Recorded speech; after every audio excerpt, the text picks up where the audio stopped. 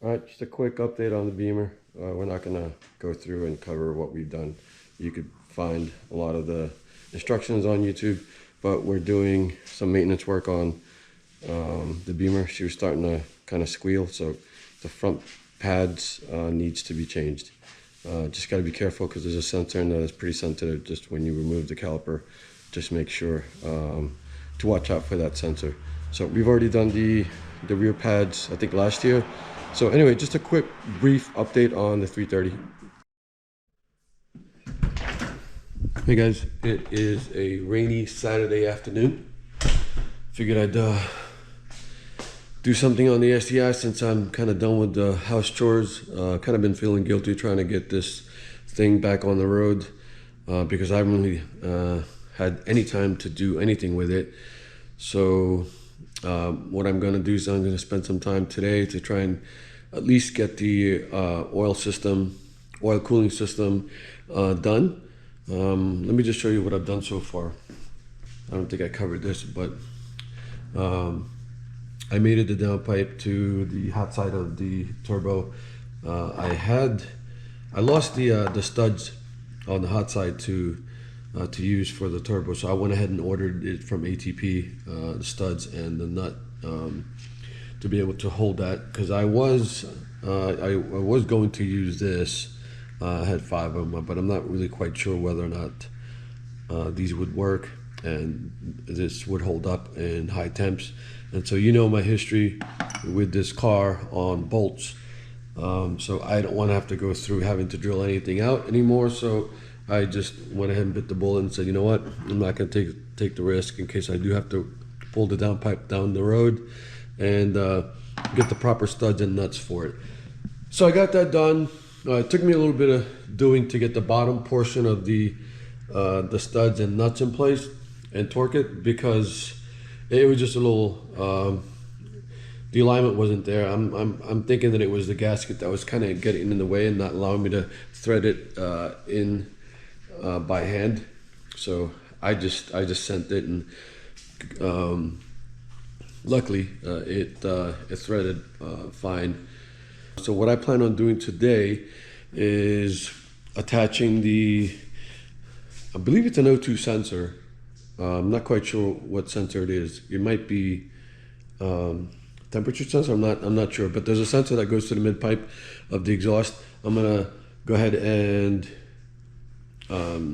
thread that in today and check to see if I actually tightened up the bolts to the flanges that runs to the downpipe. So once I get that done, I'm going to work on going back to the stock cooling system for the oil. I was thinking about running an oil cooler up front here, running the lines to a sandwich plate, but there's not enough room, and I really don't have anywhere to run the lines to. It may end up having to go near the exhaust manifold, and that's not going to be any good. So I'm just going to go back to stock instead of having to fabricate something new. So for those of you that are not familiar with the stock setup, it's basically this piece right here. And so what I had done is I had capped the block, removed the nipple that was on that connects right to the water pump that supplies the fluid to cool the oil. So these are the parts for it, and this is that nipple that comes from the block. Like I was saying, I got the hoses that's required. I also, where is it? I also,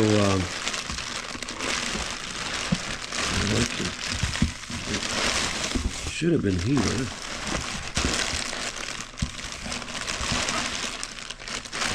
Oh, here it is. So this is the bolt that is going to let me extend it so that I can install this. Because what I've done is I've taken this out and I lost the stock one, so this was like 40 bucks. So basically what I had was a shortened one so that I can just go ahead and thread the oil filter right directly onto the shortened version. I think I might have gotten it from,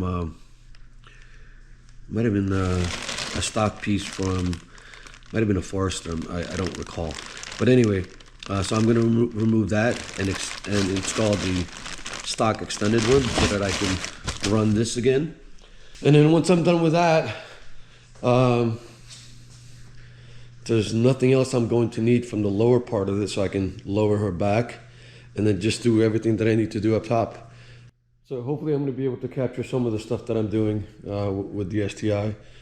I'll try my best, but I just, sometimes you get into that mode, you just want to just get it done. So one of the tough part about making sure that I have content and posting it on my channel is capturing and recording every single step. Now, I'm probably going to do that with this one, just so that you guys can get a better understanding of what I'm looking to do and trying to do. But at times, you know, you just kind of just want to tell yourself, I just want to get the work done. I don't feel like filming, but like I said, if it's going to help somebody else, I think it'd be a good idea if I did. So, well, hopefully you guys will find this useful. Anyway, so let me get that going and get started. Okay, I pulled out that O2 sensor that typically plugs into the main cat on the stock STI. But now, having looked at this, of what I just pulled out, I don't know if this is right. I don't know if it's supposed to be like that. I've gone ahead and cleaned it with electronic cleaner. It had a lot of carbon deposits on it, but I thought this is supposed to look like this, and this is the one that goes to the manifold, right by the right by the up pipe. I thought it's supposed to have this piece, the cylinder piece with the holes in it. So, I mean, this car has got 150,000 miles on it when I got it. I'm going to assume that these are probably the stock ones. Probably a good idea for me to just go ahead and replace these as well. But I'm pretty sure that these are like $200 a pop. So this in itself is going to, for both of these things, that's going to cost me probably another $500. Man, this is, yeah. I don't have that kind of dough. So this right here is what I'm going to be taking out and replace it with the one with the nipple, and that's going to connect to the oil cooler. I need to remove this filter because I put in the shortened bolt so that I can have the filter directly onto the block. But instead, now I'm going to connect the cooler on here with that extended bolt so that it's long enough so that I can also have the oil filter connect to the cooler.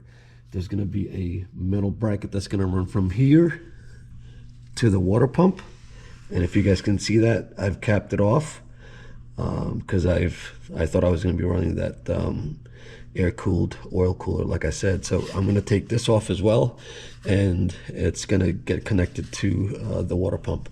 So you guys should be able to see it much better and understand it better once I get everything installed.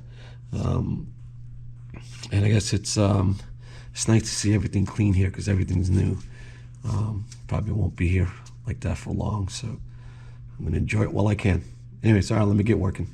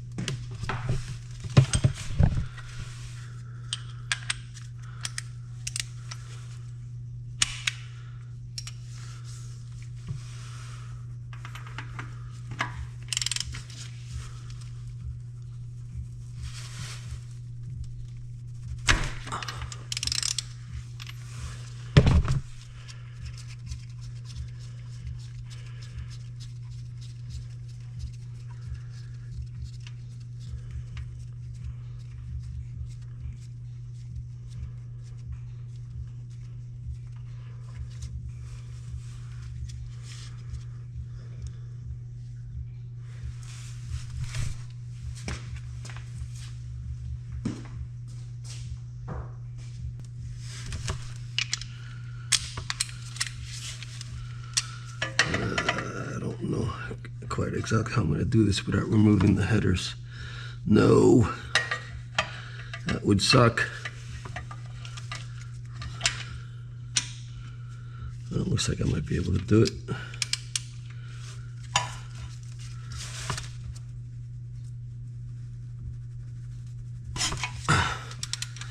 There we go.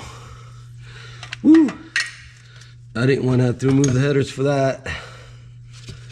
Now I just got to make sure I clean that because I put some assembly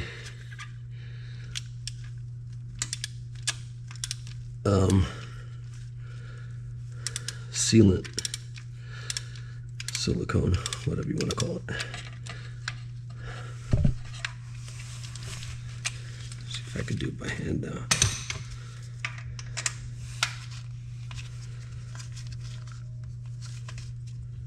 Nope. Okay, so that's what it looks like with the nipple installed. As you guys can see, I was pretty generous on the sealant. I just don't want anything leaking from there. So anyway, so let me just get out of here. So what I'm going to do now is I'm going to take this piece, the longer bolt, and this is the one that I took out. So as you guys can see, this will allow for the spacing that the oil cooler needs. So I just need to see if I can do this with one hand.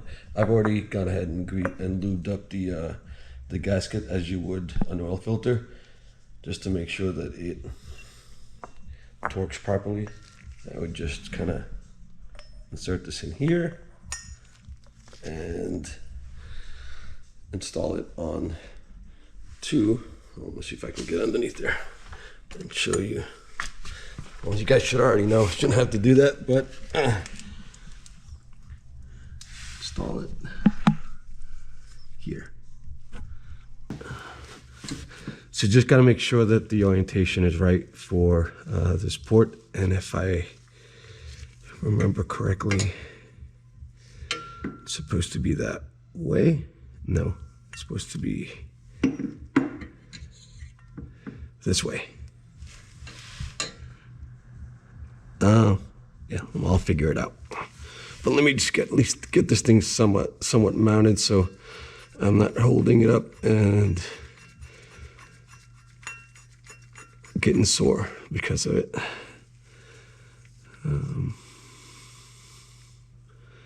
Yeah, I believe the orientation is this way. Or is it this way?